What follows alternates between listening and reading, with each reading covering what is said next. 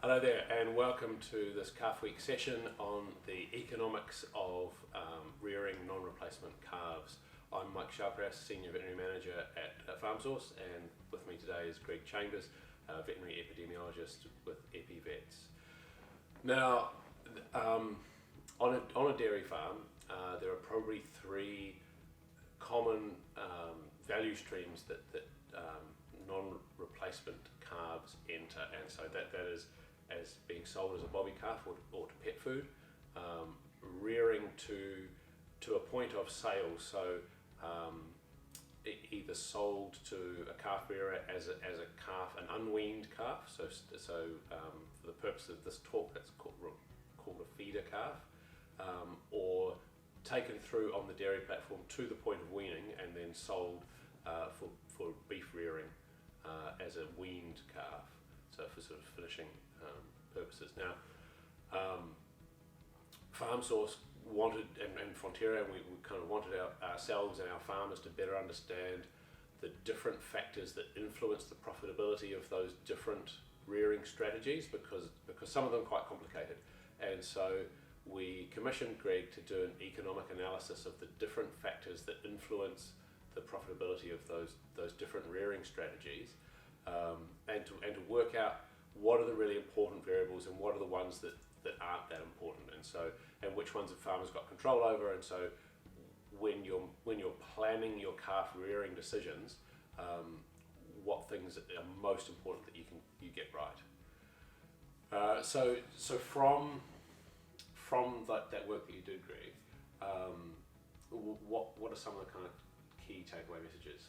Yeah, at a high level, there are a few things that have a relatively big impact on the economic return or the cost of rearing a calf, and we could rank them and see there were some that really had a big effect, others had a small effect, and sometimes the ones that had a small effect were not what we expected. But the biggest factors were the market value of the animal at the time of sale, as you might expect, has a big impact on the net return, because you've got costs and benefits that we took into account, so that's the benefit.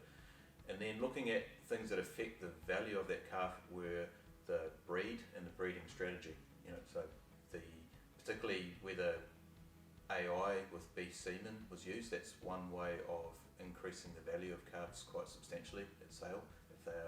If you use beef semen for non-replacement calves, if you can artificially inseminate them. And then for bobby calves, one thing, and also for feeder calves and calves that you rear through to weaning, the amount of disease that you get, and in this model by disease we basically focused on diarrhea because it's the most common disease in New Zealand and the one that we have lots of data on, because all of this was based on information that we could find.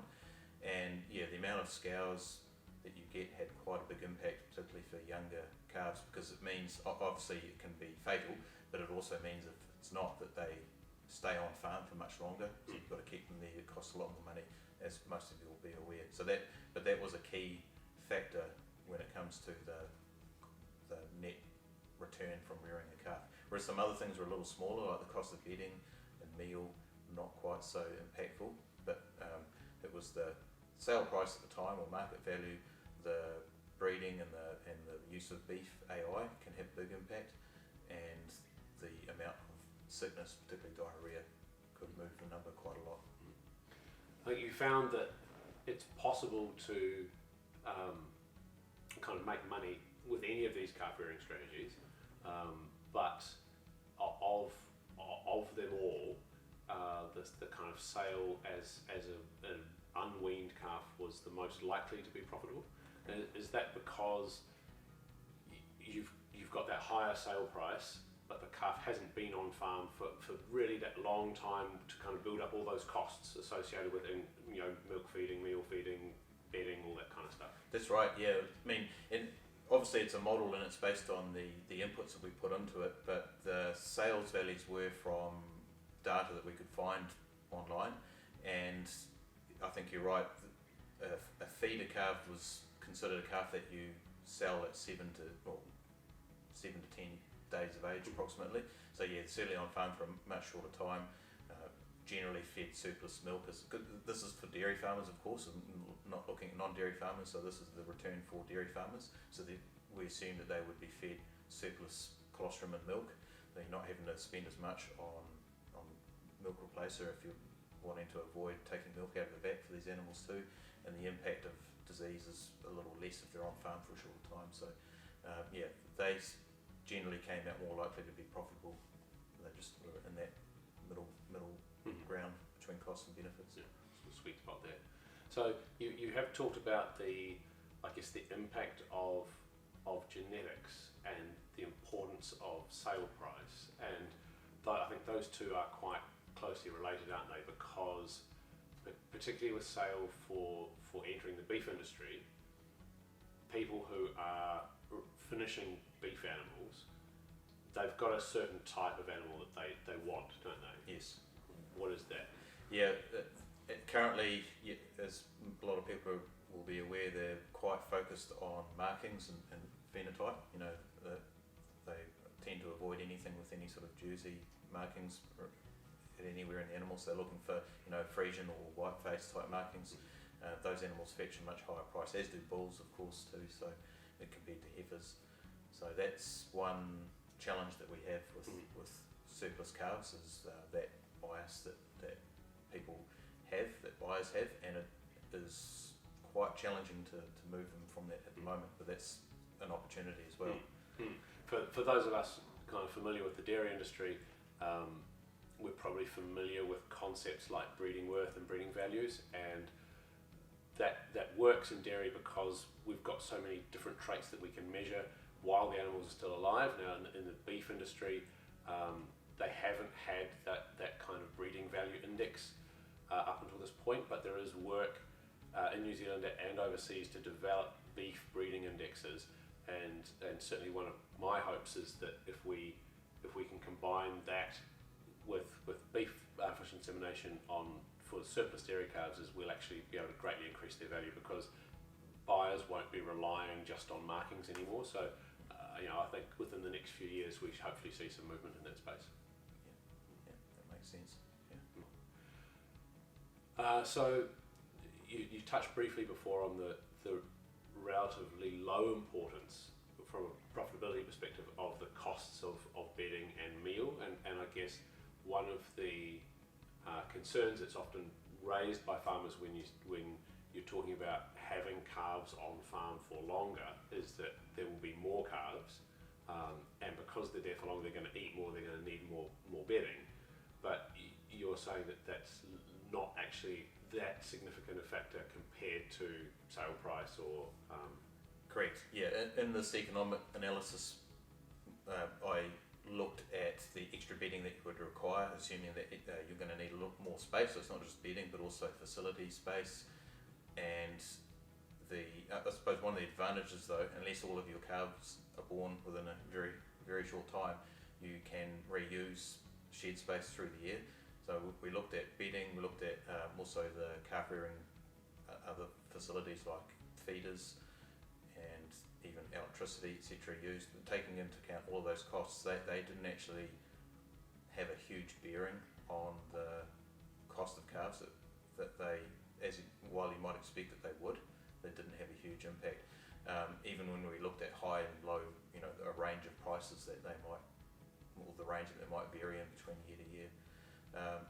Whereas disease is quite important, I think, for two reasons. One is that just no matter how many calves you have, getting an outbreak of scales is expensive. But if you are rearing more calves on farm, then your risk of getting scales goes up. So the attention to anything that can help reduce the chances of having any scales becomes even more important. It compounds as you have more calves. It's just the population size is bigger, so any infectious disease is going to have a bigger impact. So focusing on health, anything you can do to improve that is going to become extra important when you are rearing more calves. So this model showed that it has quite a big bearing. It didn't account for the increase in that bearing as you are rearing more calves in the season. Okay. So probably underestimated that a little bit. In fact, so disease is probably even more significant than you thought. And I guess that ties back to the hygiene conversation that we had earlier in the week about trying to minimise the risk of scours or calf disease in your calf sheds.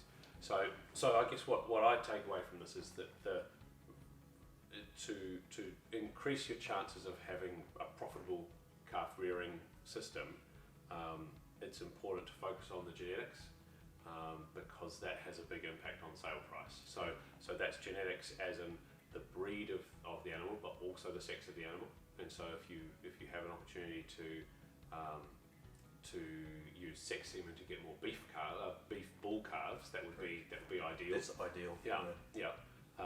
And disease is probably those are the big factors. Yes, because obviously, and you can only fix things that you can fix. There are some things that are out of your control, like the market price or the cost of milk powder or the sale price of milk, are things that you can't control, but things you can are, yes, your breeding strategy, whether you use beef semen on cows whose calves you're not wanting to keep in the herd, and anything you can do operationally in the calf rearing facility, with things from staff training through to feeding of meal, through to good clean water. All of those things that help improve calf health are going to have a fairly large bearing on the net cost or benefit of rearing your non-replacement calves through when you sell them. Great, thanks very much, Greg. Thank you.